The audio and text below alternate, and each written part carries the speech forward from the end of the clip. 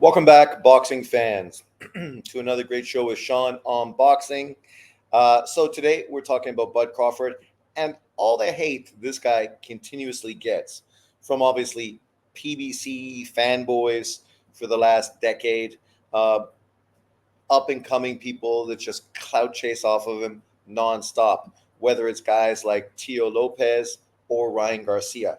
So we're gonna talk about that moving forward, see what some of these people have been saying, and just try to expose them for what they are: straight up haters, fucking fuck boys, and just so-called boxing fans. Because if you're a boxing fan, how would you not give Bud Crawford his flowers? You may not think Bud Crawford is pound for pound number one on your list. You might not be the biggest Bud Crawford fan in boxing, but what he's doing is what you want boxers to do. And this is the difference between me and some of you. I don't need to try to make my channel all about me fanboying people that look like me and discrediting people that don't look like me. I don't need to dick ride just American boxers or fighters that come from the country I come from. I can talk about boxing as a global sport, and I can be fair and pretty unbiased in breaking this shit down and giving people their due praise when they earn it, and questioning when are they going to actually do what boxing fans have wanted them to do. But let's get to this. Stay tuned. I'll get back to you after this.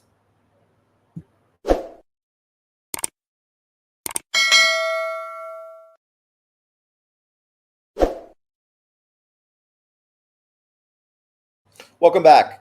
So today on Ring IQ and a few other channels, they were basically exposing Ryan Garcia for some of the fuckboy shit that he's come up with recently in some interview that he was on. And you know, if you have not heard enough from this fucking dude, I don't know what's going on with you. You're not a boxing fan. You're somebody that's just here for clickbait and stupid takes.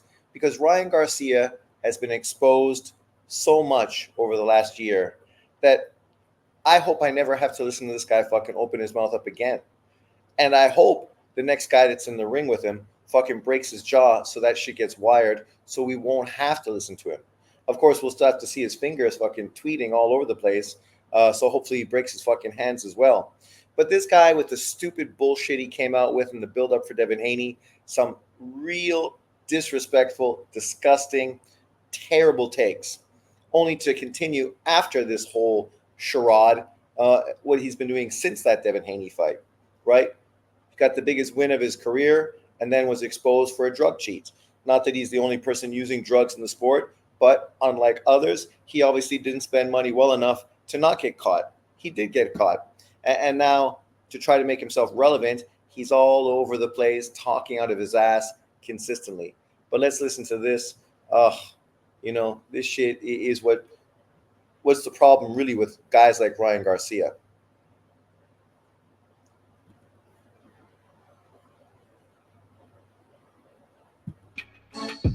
It, bro. Terrence Crawford really hasn't beat nobody other than Errol Spence Jr. that went through a car crash.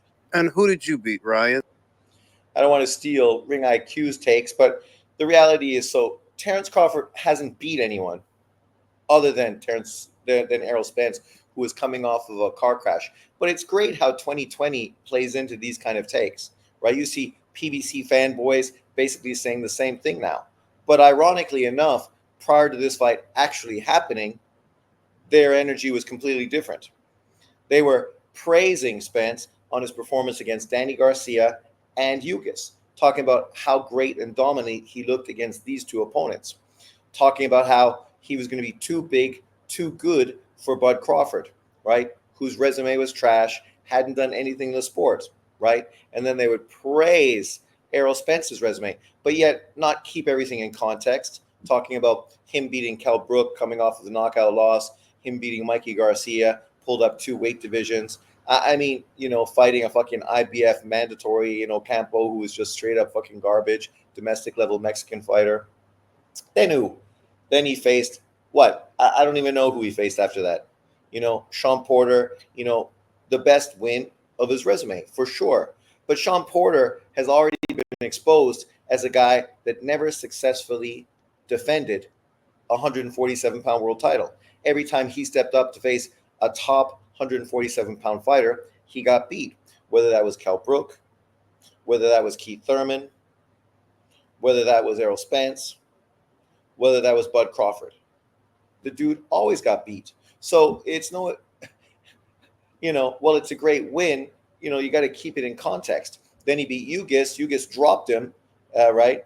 And he was lucky to win that fight because he got kind of a long count after getting dropped by Ugis, guy that's not really recognized as a hard puncher. Beat Danny Garcia, a guy who'd been inactive, had never been an elite level 147-pound fighter. That's just a fact, right? And then he got the Bud Crawford fight and got fucking demolished. Like many people, myself and others included, were saying was always going to be the result. We always had faith that Bud Crawford was better.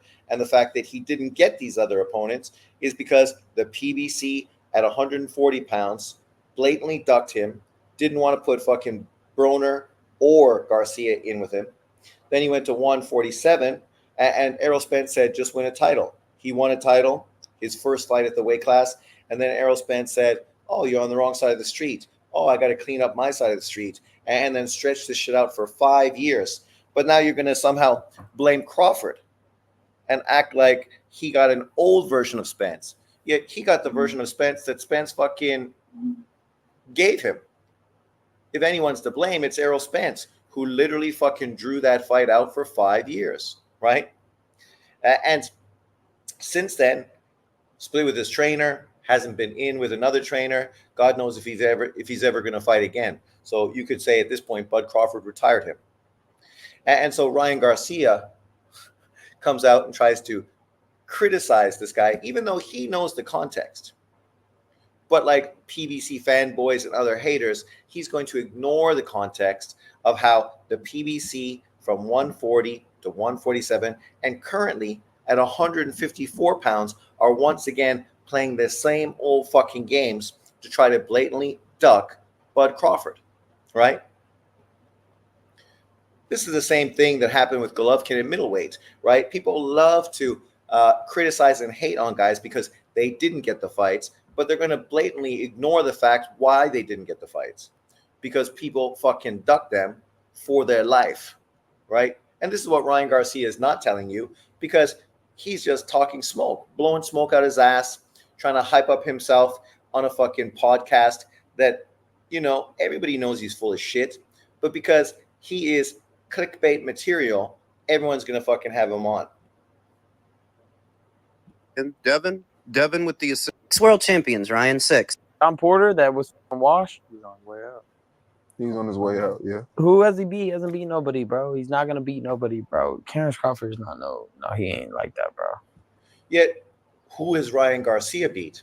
I've been more than fair in giving Ryan Garcia praise and credit when he had quality wins.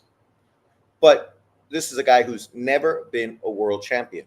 Yet you're sitting there criticizing a guy who's currently a 4-weight world champion and has been undisputed in 2 weight divisions. These are accomplishments that a guy like Ryan Garcia is never going to accomplish. 1 reason, because he's a fuckboy. 2 reasons, because he's not motivated enough to do the work that he needs to do to be great at the sport. Number 3, he knows he's not going to fucking be able to do it. So what he's trying to do, he's trying to be the villain, the bad guy, the clickbait master, just to make as much money as possible until he retires from the sport. And then, of course, becomes a fucking train wreck, which is inevitable. And you are deliberately missing. Somebody got to say it. You're overhyped, bum, bro. I'm looking at the camera right now. You suck, bro. Just stop acting like you're like that. Stop stealing boxing money. You're wasting everybody's money. You're not entertaining, bro. You're boring as come see me in the ring if you think I'm talking shit. Listen to him. This is the same guy that called out tons of people and still has yet to fight anyone. This was a guy that was calling out this guy and that guy and this guy and that guy. But we know what he's going to do. You know and I know. He's going to rematch fucking Devin Haney in a huge Saudi card where both him and Haney get paid big money to do the rematch. because now Devin Haney is like Deontay Wilder after getting beat by Fury. He got something to prove. He's angry and wants to seek revenge, right? And Ryan Garcia, like Fury, is a fucking loudmouth schnook that continues to talk shit consistently, the hype fights up, and just be the villain in fights. So that's the fight that's going to happen. And if he gets his ass beat up by Devin Haney, look forward to him to retire for a few years till he comes back and then tries to cherry pick another payday. If he beats Devin Haney this time in the rematch, something you would think would be potentially an opportunity to really move his career forward, you can look forward to him continuing to do this kind of stuff. Try to cherry pick an opponent that is fucking low risk for as much money as possible and not take on real challenges. Because this dude has always been a fucking idiot. And the more we get to see him, the more of an idiot this guy fucking becomes. You are talking shit. Right? So, and I'm not trying to hate on Ryan Garcia, because at this point, I don't give a fuck. The only reason I'm even talking about it, because I've seen multiple channels on YouTube talking about this fucking clickbait fucking comment that he just made on some fucking podcast that I've never heard of. And what I know is that the same people that consistently dick ride the PBC, right, and shit on Bud Crawford are just going to carry on this kind of cap and this kind of fucking narrative and push it forward, right? They're like anti this guy, but they will dick ride him now because of the comment he says, which justifies things that they've said all along, right? This is the same thing Tio Lopez came out recently saying that he wanted to have a Bud Crawford fight. And he had Canelo Alvarez literally come out and say, yeah, if you want to fight with me, you fight Lopez, you beat Lopez, and then you'll get a fight with me.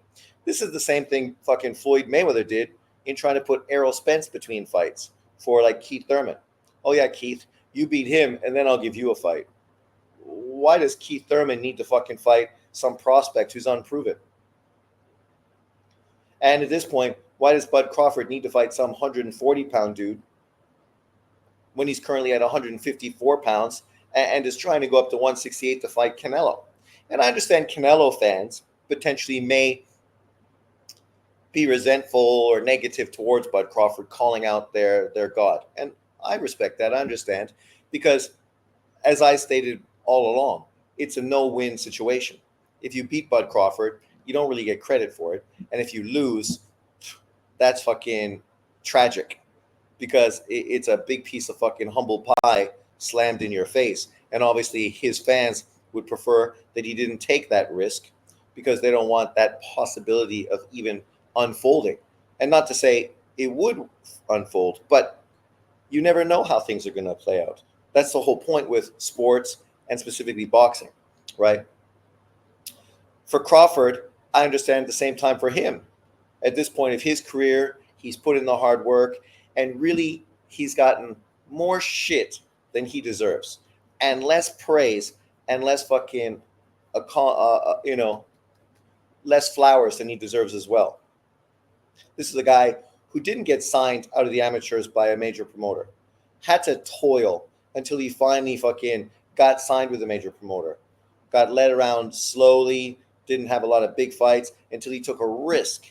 And by taking that risk, he put himself in a great position, became a known commodity, ended up earning a world title fight, had to go to the UK to get that title, did it, came back, and then still, right, had one guy who was a big name opponent in Gamboa. And then after that, the well dried up. And then he was fighting a who's who of mediocre sort of fighters, people that were good but not great, while the top guys in the divisions completely ducked him fucking like you would expect them to, right? Then, of course, the biggest opportunity, a potential Manny Pacquiao fight, which, of course, I said years ago he should have had on what's his face? What was the show that I was on before? And it got kicked off thanks to Beats and Rhymes. That show, I was the only one on that panel who was pushing for a fucking Bud Crawford Manny Pacquiao fight. Everyone else had said Pacquiao was too old. He should retire. He's done. And then we know what happened afterwards. He went on to obviously beat Keith Thurman, become a world champion once again, right? And then had fucking, of course, Errol Spence then chase after that fight. I wonder what the same people in the panel were saying at that point, right? I don't know if Gail listens to my show, but she can confirm everything I say, right? Even she was thinking that Pacquiao was past his prime and the fight didn't really make sense at that point and Pacquiao should retire. We see how it unfolded, right? But I'm a Bud Crawford hater, according to some. Just because Bud beating Indongu didn't make him pound for pound number one on my list, and the fact that the same usual suspects tried to justify that's not hate. That's truth.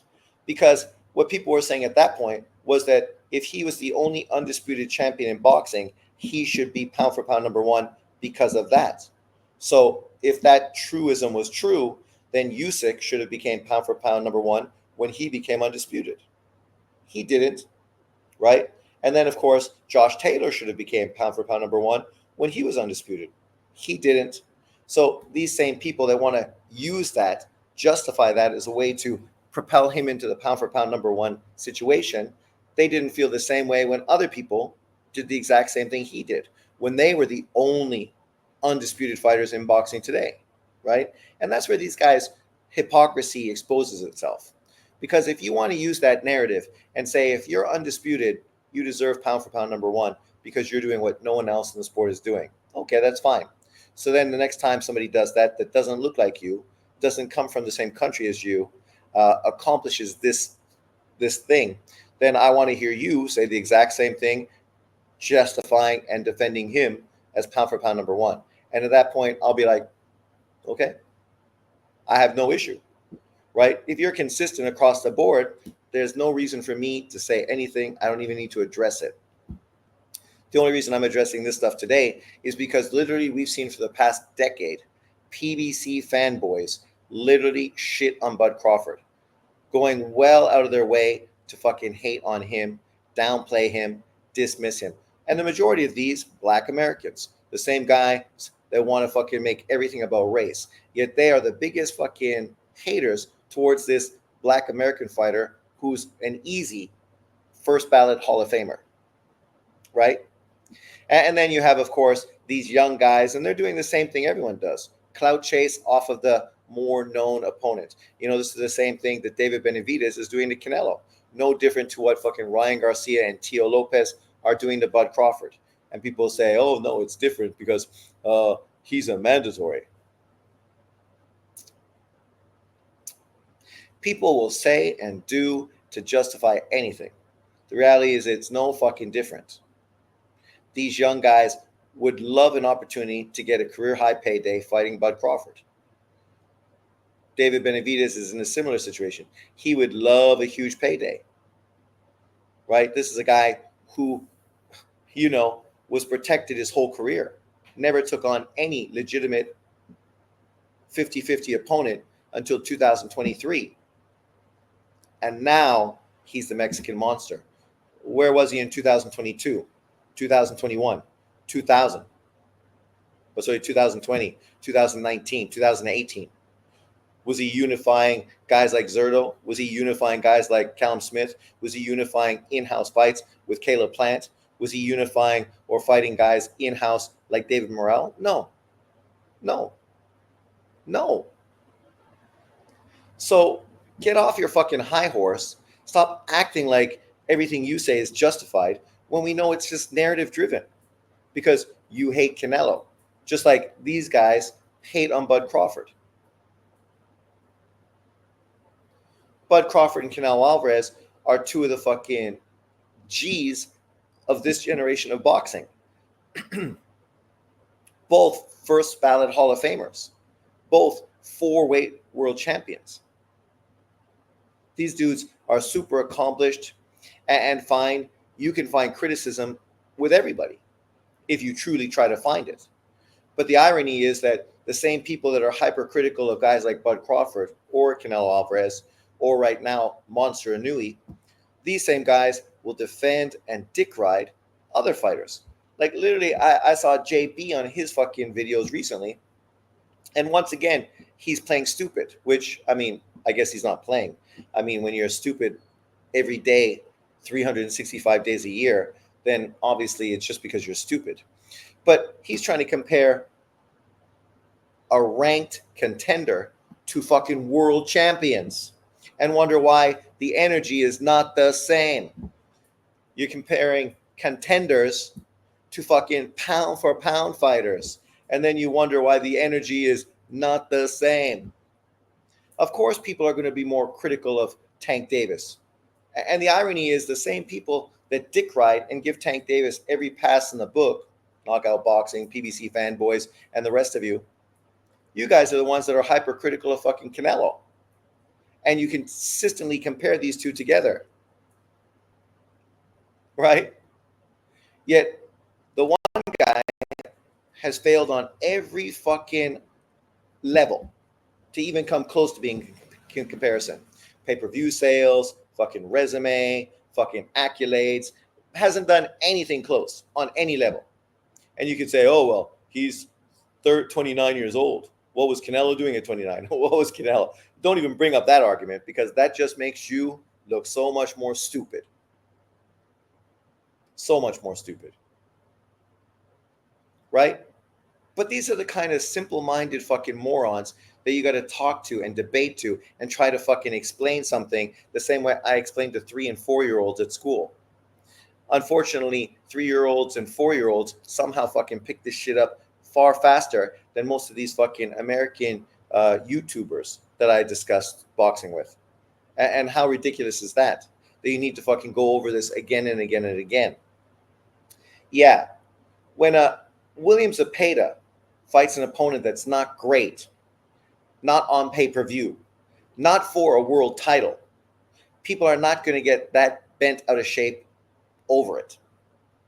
Because he's not a world champion. Nobody's calling him pound for pound top 10. No one's calling him the face of American boxing. Right? Whereas you look at a Tank Davis, or even right now a Shakur Stevenson, who's fighting his second opponent in a row coming off of a loss. Literally 2 fights in a row, he's fighting a fucking loser. Right? That was a criticism people were throwing at George Kambosos as Zepeda's opponent. But he's not fighting him anymore. He's fighting Farmer. Farmer is coming off of a win. Right? Let's see. What's Tevin Farmer coming off of? He's coming off of a victory over somebody. Let me just look for a second.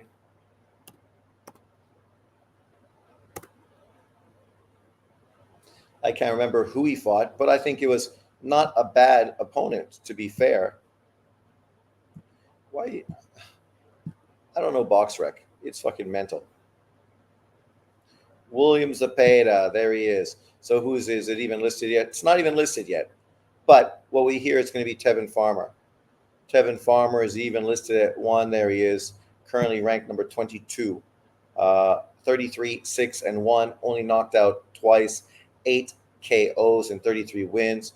Oh, no, sorry. Him too. He's also coming off a loss. Just lost to Raymond Muratalla in his last fight. So once again, I mean, you're going to criticize a Zepeda for fighting a guy coming off a loss, whether that's a Kambosos or a fucking Tevin Farmer. But yet you're okay with Shakur Stevenson, a world champion, a pound for pound fighter, a silver medal Olympian, fighting 2 guys coming off of losses back to back, right? See, that's the difference. Of course, your expectation for world champions, pound for pound fighters, is going to be higher than it is for fucking guys like a William Zepeda. And he says, oh, it's, he's 31 years old. When is he going to do something? What do you mean, when's he going to do something? Maybe he's never going to do something. But the irony is, nobody's acting like he needs to do something. And he's actually 1 year younger than fucking Tank Davis. William Zepeda is 28 years old. Tank Davis is 29. What has Tank Davis done outside of winning some fucking world titles, chasing belts? Because we know that JB loves to criticize certain people for chasing belts when, of course, they don't look like him. But he's fought guys like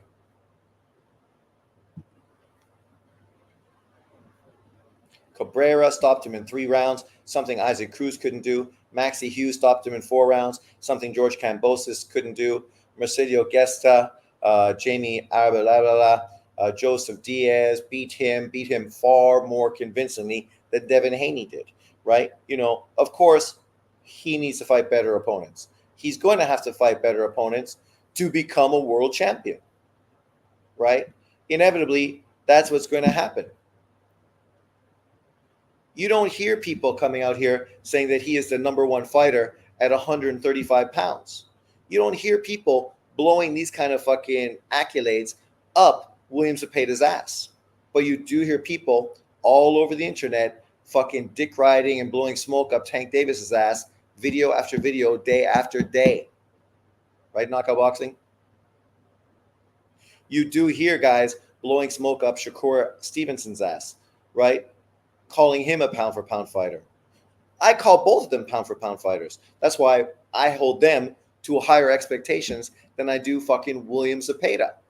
And just to be fair, I also hold other guys to lesser expectations as well. Guys like Dennis Baranchek. He's a world champion now, right? You would hope that he's going to fight a decent opponent to defend his title. But this was a guy who wasn't supposed to beat Navarrete. If he takes a cherry pick opponent in his first defense and then takes on a unification fight afterwards, you can't really be that upset about it, right? Then you think about guys like fucking Muratalla. I've been saying Muratalla needs to step up and take on better opponents for the last 2 years. Frank Martin. I said all along, Frank Martin had never fought a top 10 fucking opponent. How are you going to praise a dude who's never fought a top 10 dude and act like he's fucking world class? Keyshawn Davis. Literally, JB criticized this guy and now is fanboying and acting like, well, if this was Keyshawn Davis doing something, these people would be hating on him. What are you talking about? Keyshawn's fighting a guy literally in Lemos who's coming off of a loss in his last fight, right? Lost to Richardson Hitchens at 140 pounds. Now is going back down to, I think, 135 to take on Keyshawn Davis. Everybody I hear is saying this is a great fight. They're shitting on Howard because, unfortunately for Howard, he's a world champion who's fighting on a fucking contender's fucking card, right? Right? He's defending his WBO title against the dude Derek Cuevas, 27-1-1, gave up $1.7 million to unify with fucking Boots Ennis to fight some dude nobody's ever fucking heard of and be on the undercard. Literally be on the fucking undercard against this guy from fucking Puerto Rico who literally, I don't know if anybody's ever heard of him. If we go through his resume, he hasn't fought fucking anybody. Literally, nobody you would know. Nobody you're familiar with. So that's okay opponent for Brian Norman. And in truth, I don't mind Brian Norman fighting this guy in his first title defense. But think about it. You're on the undercard of Keyshawn Davis fighting a guy in Lemos who's coming off of a loss. Imagine if this was fucking Lomachenko defending his IBF title against some unknown fucking Puerto Rican dude like a Derek Cuevas to defend his title and was on the undercard of a Keyshawn Davis fight. Or let's even say on the undercard of a Shakur Stevens fight, fighting fucking some dude coming off of a loss. Like for me, I don't mind this. This fight is good. Obviously, I'm excited to see Norman get back in the ring. The guy he's fighting looks strong. I don't know if he's good. I've never seen him fight. Keyshawn Davis against Lemos, great fight. Even though Lemos is coming off a loss, I feel he won that fight. So him jumping in with Keyshawn Davis right now, it shows you the kind of guy he is. He ain't looking for easy fights. And for Keyshawn Davis, a guy who's been shit on the same way Shakur Stevenson has, all because they're part of Bud Crawford's fucking crew. So Keyshawn gets shit on, downplayed. People are literally dick riding fucking Frank Martin and criticizing and hating on Keyshawn Davis. Yet Keyshawn Davis, his resume is just as good, if not better, and he's only had 11 fights. And now he's fighting Lemos, who's a way better opponent than anybody Frank Martin fought, of course, outside of Tank Davis, right? And then his two brothers, Keyshawn Davis's brothers, are both on this card. Abdullah Mason is back in the ring once again in this fight. He's another 8-rounder against, a tough opponent, but not really a great fight. You got Troy Isley against Tyler Howard, which should be a great fight, very entertaining. And then, of course, Effie Ajagba is getting back in the ring with somebody else. It's great to have a big heavyweight knockout artist like him on this card. But just think about this context. Brian Norman literally walked away from the biggest fight of his career, a fight that could have catapulted him potentially to the low level of a pound-for-pound list if he would have beat Boots Ennis, made him a unified champion and one of the most talked about fighters in boxing. But he walked away from that to go fight Derek Cuevas. And people are justifying and defending him. And I ain't hating on him. Like I said, I understand that you don't need to take Boots Ennis in your first title defense. You don't. But you got to admit that you're pricing yourself out. You're the one walking away from a big opportunity to take on a fight where how much money are you going to make to fight this guy? $300,000 on the undercard of Keyshawn Davis. Right? It's not on pay-per-view. So the good thing about that is you're not going to be spending $85 for that card. Another very solid ESPN card, free on ESPN.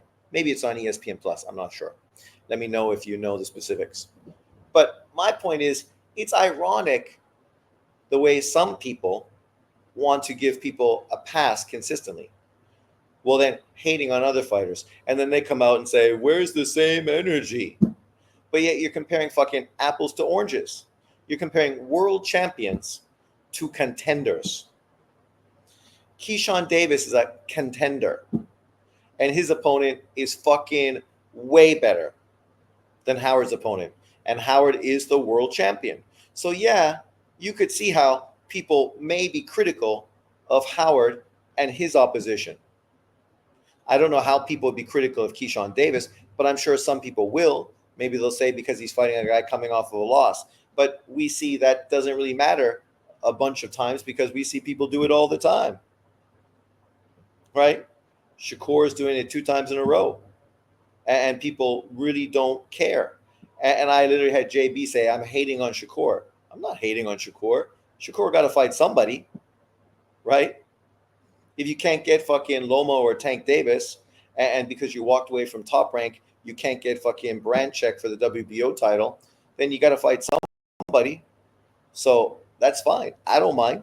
But let's keep that same energy across the board. I'm not the one coming here and shitting on a guy like William Zepeda, a contender, because of his opposition. And then trying to praise and justify a world champion, a 3-weight world champion, taking on an opponent coming off of a loss, right? This is the problem with many of these haters and fanboys on these boxing platforms, right? This energy they put out, which is blatantly biased, blatantly a double standard. I mean, I hear JB constantly say, black fighters are held to a whole different standard. Yeah, a lower standard. A lower standard. Tank Davis can be called the face of boxing, make every fight on pay-per-view, and then go on and fight a bunch of dudes nobody has ever asked him to fight. You tell me the last opponent Tank Davis fought that fans were pushing for. It wasn't Frank Martin. It definitely ain't fucking Rayo Valenzuela. It was Ryan Garcia? Okay, there you go. And outside of him, that's probably the only fight boxing fans ever were pushing Tank Davis to take on. And even in fighting Ryan, then you fucking don't fight him at 140. You pull him down to a catch weight and then put a rehydration clause on him, really taking away a lot of the value in that victory, because now people can consistently pull that up when talking about that fight, talking about how you weight drained him, right? But as I said, it's ironic because I'm not the biggest William Zepeda fan. I think William Zepeda is a very exciting fighter. If you're a boxing fan, I don't know how you wouldn't be excited to watch him fight. I would prefer to see him fight George Kambosos. To be honest, George Kambosos might be moving up to face Teofimo Lopez at 140 pounds. I get that too. For him, that's a much bigger fight, more money on the table. If I was George Kambosos, I'd move up and take on Teo. That fight obviously is going to pay you way more money, right, than fighting a William Zepeda. So, granted, right, what some people need to realize and be rational about when they talk about this sport of boxing is that the thing that matters is money, right? Why is Stanionis not fighting Boots? Because he feels the risk is too high for the money that he's being offered. Why did Howard just walk away from that fight? Because he feels the risk is too high for the money he's being offered. This is what his team have decided, that $1.7 million is not enough money to take on that risk, right? They're thinking about money, walking away from a career high payday, but to take far less risky fights, be safe, hoping to push that price up to a point where it becomes economically feasible for them to take that kind of risk, which potentially could expose them as just not that fucking good.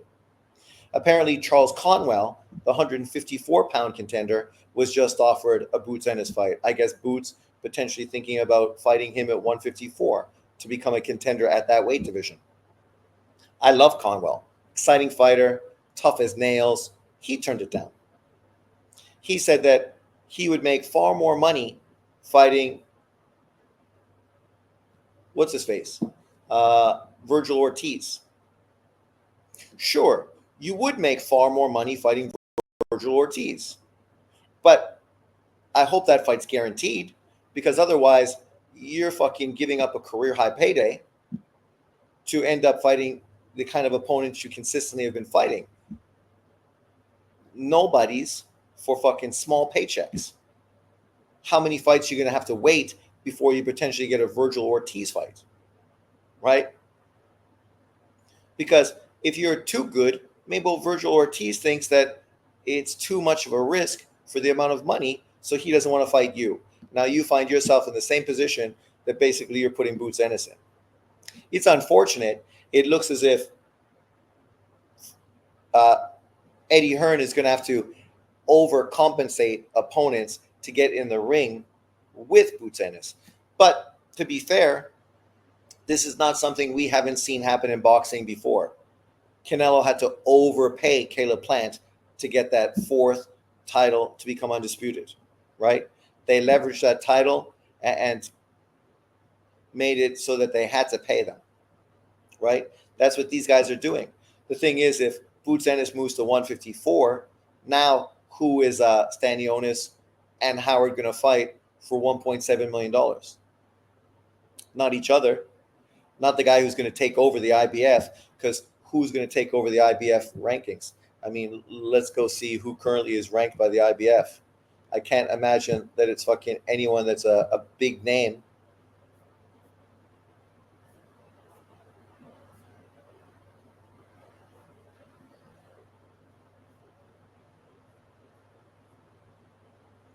Oh, okay, Karen Kachakian. Yeah, I should have known that. So Chikakizian is potentially going to get that title for the IBF. How much money is fucking Howard or Stanionis going to get to fight Karen? They're not going to get shit. How much money is Mario Barros going to get for fighting Solomon Sissoko? He ain't getting shit. How much money is Stanionis and Norman getting for fighting their mandatory Shakram Giziev? They ain't getting shit. And the truth is, right, Giziev could beat Stanionis and Norman. He's awkward, defense first, mover, slick type of fighter with great amateur pedigree. Solomon Sissoko, he could easily beat Mario Barros. He's a fucking aggressive, come forward fighter, long arms, power, great amateur pedigree. All these guys hope they could get a Manny Pacquiao or maybe even a Conor Benn, right? But outside of those two fighters, who at 147 pounds pays you good money? Nobody. What are you going to fight? Who? Jin Sasaki in Japan? You're going to fight Lewis Croker in the UK? Come on, let's be fucking honest. Like, there's no big name fighters at 147 pounds. At 147, you got Bud Crawford, big name, big money. Errol Spence, if he comes back, big name, big money. Tim Tszyu, not bad, especially if you go to Australia, right? You could really justify that fight if you went to Australia to max out the money for that fight. And then, of course, you have Virgil Ortiz. He is a name in the U.S. market. He is marketable. So you got 4 guys, and if Charlo comes back, that's 5. This division has a shitload of fighters with name recognition. And then you got the guys underneath like Funduro, Bakram Mutazaliev, Josh Kelly, Xander Zayas, Erickson Lubin, Takeshi Inoue, Charles Conwell, fucking Jesus Ramos, Israel Madrimov, Vito Melanicki Jr., who else? Jonas Tellez, the tough Cuban. Nobody's going to fight that kid. Nobody's going to fight that kid. Sergey Bolchuk, Abbas Barrow. You got a lot of good fighters, right? Even Radzed Budayev, right? Guys like him as well at 11, right? So there's like 11 or 12 guys that are good fighters. And you could throw all of them together and it would be super competitive matchups because at this point, we don't know if any of them are at that next level, right? That level where, say, a Virgil Ortiz, a Bud Crawford, and a Tim Tszyu are, where potentially a Spence and a Charlo are, but who knows where they are at this point of their careers, right? Bud Crawford, from what some people are saying, probably is going to retire. For me, that would be terrible. I would much rather see Bud Crawford get that WBO title, become a unified champion, and then face either Funduro for the WBC title or Tim Tszyu for the IBF title to try to become a 3-weight undisputed champion. And the reality of the situation is everyone's going to get paid. All the promoters are making money, right? You still have Sebastian Funduro. You still have, Virgil Ortiz, Spence, Charlo. PBC still got dudes that they're going to be able to justify and get big paydays and make money with regardless, right? You don't need to try to stop this division from fucking being what it is, one of the best weight classes in boxing, along with the 168-pound division. That's why it's easy to compare Canelo and Bud Crawford because they're both in divisions right now that are stacked full of that second-tier opposition, right? Unfortunately for Canelo, you just lost, obviously, David Benavidez to 147. He is the only other really big-name opponent that you could really kind of justify doing a pay-per-view at 168. I mean, you already fought Munguia. You're fighting Berlanga. Who's the next biggest name fighter you potentially could fight at this weight class? Diego Pacheco? Well, maybe if Diego Pacheco beats somebody legitimately, right? You got Caleb Plant, but Caleb Plant, what's he doing? Sweet fuck all. And underneath that, then you got all these great young up-and-coming fighters. Mimbile, Lester Martinez, Eric Bazinian, Kevin Saggio, Ulysses Iglesias, right? Who else? There's more than just that. I already said Diego Pacheco. You still got Munguia. You got fucking William Skull, who obviously is going to become or fight for that vacant title with Vladimir Shishkin. So there's those two guys. One of them is going to become a champion, right? Darius Fulgrim, I think he's a PBC fighter. So look forward to potentially him facing Caleb Plant, probably for the WBA regular title, right? Don't be surprised if that's exactly what happens, right? Because the PBC always wants some title, even if it's mediocre and doesn't mean anything attached to it. But let's get back to the main point. As a Crawford fan, I just don't like this kind of BS consistently being pushed through social media and YouTube specifically, especially by people that call themselves boxing channels and boxing fans.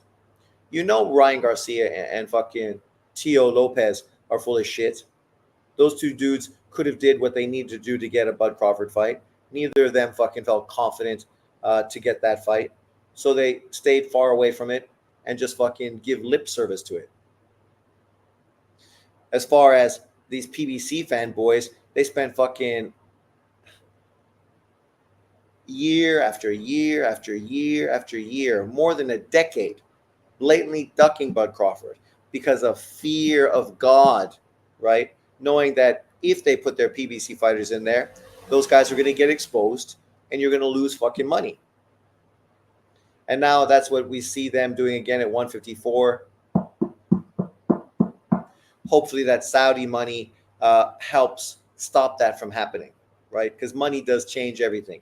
If you're guaranteed big money up front, maybe that can change things. And obviously Eddie Hearn's going to have to do that for Boots Ennis, right? And at this point, I do not mind Boots Ennis moving to 154 because we just talked about all the great fights that are at 154, all the great matchups, whether you're talking about potential Boots Virgil Ortiz fight, a fight that people have been pushing for a long time, a potential Boots versus Crawford fight, a fight that if it's funded by Saudi Arabia now can happen, a potential Boots versus Tim Tszyu fight, right?